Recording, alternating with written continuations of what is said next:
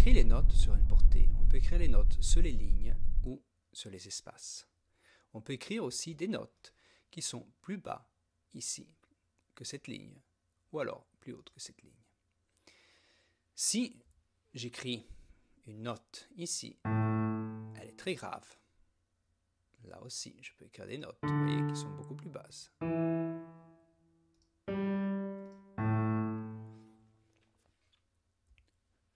Si j'ai beaucoup de notes comme ça, ici très basses, ça sera difficile à lire, surtout si les rythmes sont assez complexes. C'est pour ça en fait que ce signe va déterminer le nom des notes, le placement sur la portée, et ça dépend en fait de l'instrument que vous jouez. Cette note, le Do, est exactement la même que celle-ci, est exactement la même que celle-ci ici.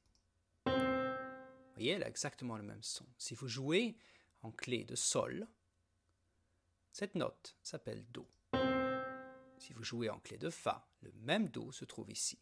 Et si vous jouez en clé d'Ut, le Do se trouve ici. C'est pratique parce que, on va voir ici, je vais effacer ces notes. Et on va écrire quelques notes. Donc, j'écris le Do, le Si, le La, le Sol, le Fa, le Mi et le Ré. Ici, j'ai la même chose. Donc, le Do, le Si, le La, le Sol, le Fa, le Mi et le Ré.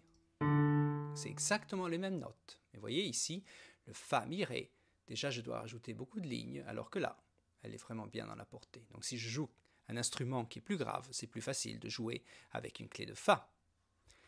Je vais écrire les mêmes notes ici. Donc, Do, Si, La, Sol, Fa, Mi et Ré.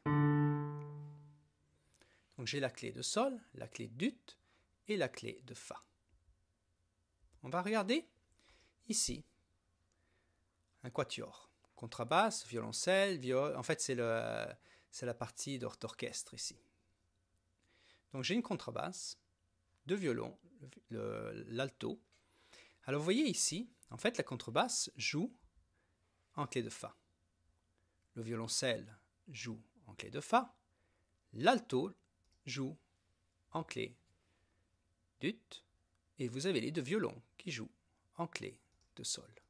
Donc si je veux écrire des Do, on va dire, j'écris Do ici, Do aussi pour le violoncelle, Do pour l'alto, Do pour le violon et Do pour le violon.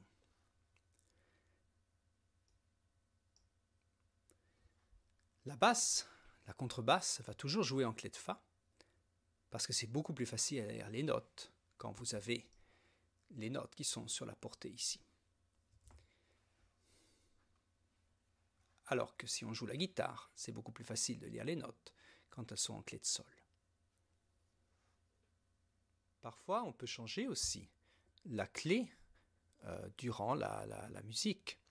Et donc, on pourrait changer, exemple ici, si je veux changer à la deuxième mesure, je pourrais changer de clé et mettre une clé de Fa. Vous voyez, automatiquement, quand j'ai changé, regardez les notes. Là, j'ai le Fa, Sol, ici, Fa, Sol. Et là, maintenant, Fa, Sol, mais pour la clé de Fa. Donc là, on voit, j'ai changé d'une clé de Sol à la clé de Fa. D'accord, c'est très possible de faire ça.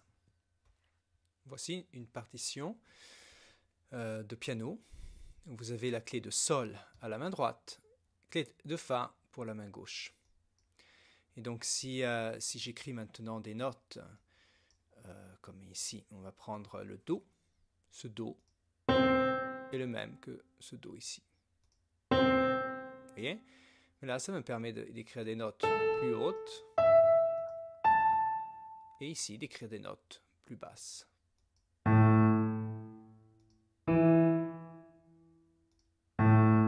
À la la guitare, on voit ce signe, tab. Alors ça, c'est pas du tout une clé, ça c'est autre chose. Quand on joue à la guitare, on a la possibilité aussi de noter les notes avec des chiffres. Et ces chiffres correspondent en fait aux cases où on appuie. Et ces lignes ne sont plus des lignes de portée comme on a ici, mais ça représente les lignes, les cordes de la guitare. Donc la première ligne ici, qui est la 6e corde, celle-là représente la 5e corde, la 4e, la 3e, la 2e et la première corde. Et donc en fait le 3 ici me dit que je joue à la 3e case de la 5e corde. Le 2 me dit que je peux jouer cette note, le mi, à la 4e corde, case 2.